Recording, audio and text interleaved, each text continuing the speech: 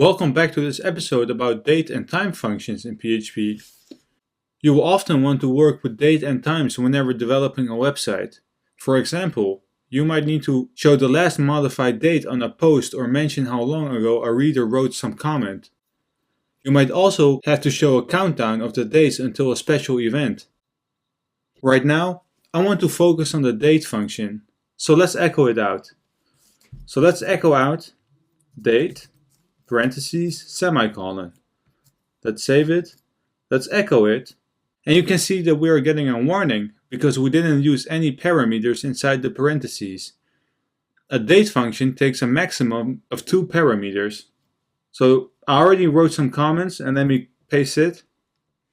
These letters are the format parameters that accepts a series of characters as valid values. And as you can see, some of them might be pretty straightforward and some of them don't. Well, let's actually test it out so I can show you what it actually is. So in single quotes, you just want to write down one letter. So let's start with D. Save it, refresh the browser, and it's the 3rd of December right now. And if I write down a J, you would write down the day without the zeros. And if I write down D with a capital, let's save it, refresh the browser, you get the days of the week but only 3 letters. If I write down an L, you can see that it's writing down the full days of the week. And the D for days of the week and D for day makes sense. The J doesn't, the L doesn't either. But let's test down the M.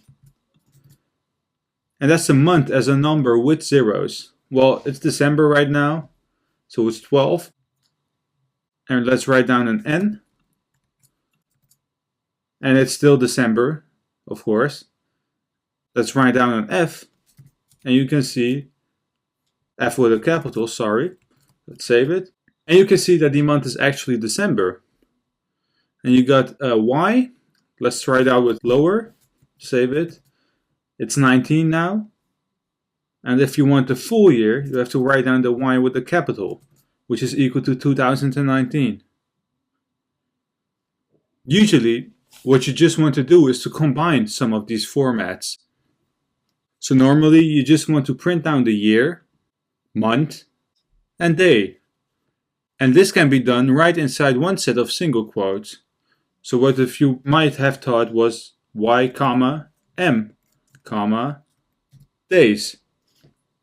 But if I save it and refresh it, you can see that it's wrong because we're passing in 3 arguments right now. So let's remove it and I'll show you how it works. But you need to put something in between as a separator. And this can be a dash, hyphens, or backslash. So let's test it out with backslashes first. So I want to see the year, I want to see the month, and I want to see the day. Let's save it, refresh the browser, and you can see that it's 2019, December, and it's the 3rd. And you can echo the format to whatever you want, so we can change it around. Let's say that we want the day, we want the month, and we want the year. Let's save it, refresh it, and this makes more sense if you're from Europe, because it's the 3rd of December in 2019. In addition to working with dates, you could also work with times, and these have some different formats as well. So let me add them. Times. So we have the letter G, which is equal to hours in 12-hour format without zeros. We have the H, which is equal in hours in 12-hour format without zero. I mean with zeros, excuse me. We have capital G, which is equal to hours in 24 format without zeros. So I'm from the Netherlands and we work with a 24-hour system, and I know that in the US they work with AM and PM. We got capital H, and which makes pretty much sense as hours in 24-hour format without, with zeros. We've got small letter a, which is equal to AM, PM in lowercase. And we've got capital A, which is equal to AM, PM in uppercase. We've got the letter I, which is equal to minutes without leading zeros. So pretty much the same as the J, so the zero will be removed. And we got S, this is the last one, and this is seconds without leading zeros. The time format works pretty much the same inside the date function. So let's start over again. Let's echo out date, and we want to know the hours, the minutes, and the seconds. But you need to remember that instead of using hyphens or backslashes, with times, you need to add a colon. So what we want is the capital H, which is hours in 24 hour, with zeros. We want the minutes, and we want the seconds, inside single quotes, of course. So let's save it, refresh the browser, and let me comment out the date. And you can see that it's, well, pretty late right now. It's almost 9.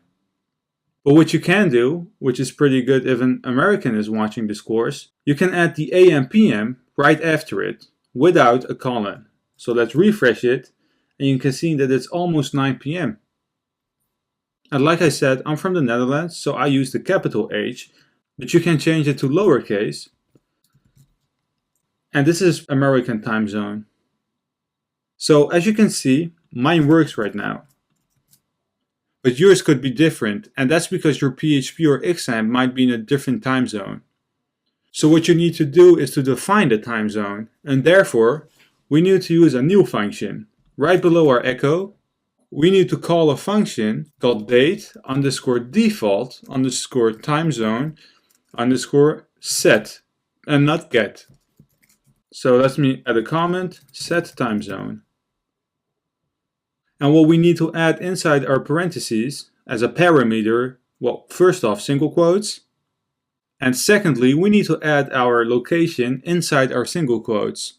And this might be different for everyone, but right now, I'm in Europe/Amsterdam. So let's save it, refresh the browser, and of course, nothing is happening because my time is good. So I hope yours is changing if you can set it to the right time zone. So another good thing that you might need is to change a string date time to an actual time. And this can be done with a new function. So let me add a new comment. Now let's say string to time. And since there's not one format that you can use, and I won't be discussing all 7 of them, I will share you a link from W3 Schools with all the different formats that you could use. So let's open a new tab and let's Google string to time. And let's open the W3 Schools. So these are all the formats that you can use. And what I want to focus on is creating a new variable called time and setting it equal to string to time. And as you can see in their example, they're not echoing it out instantly, and that's not what I want. And inside my parentheses, I want to use double quotes. I want 4 PM, December the 3rd in 2019. And this doesn't make sense right now, but it will in a second. And if I go back to my local host, save it, refresh the browser, you can see that nothing's happening. So let's echo out time. And you can see that a weird number just appeared on our screen. Let me add a break. Echo break. And you can see that a random number appeared that we don't know. And this is a Unix timestamp. So let me add a comment what this means because, well, it's pretty difficult. So let me add a comment.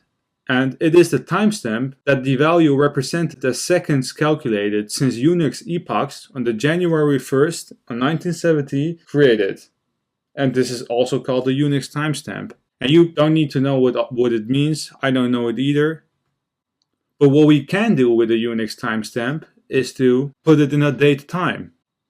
So let's go one line below. And what we want to do is to echo out the date function. And inside our date function, we want to print out some things. We want to print out the month, the day, and the year, followed by the hours, the minutes and the seconds, and I want it to be AM or PM with an A. And like I said, the date function takes two params. So let's add our second. Let's separate it with a comma and add the variable time, which is equals to string to time.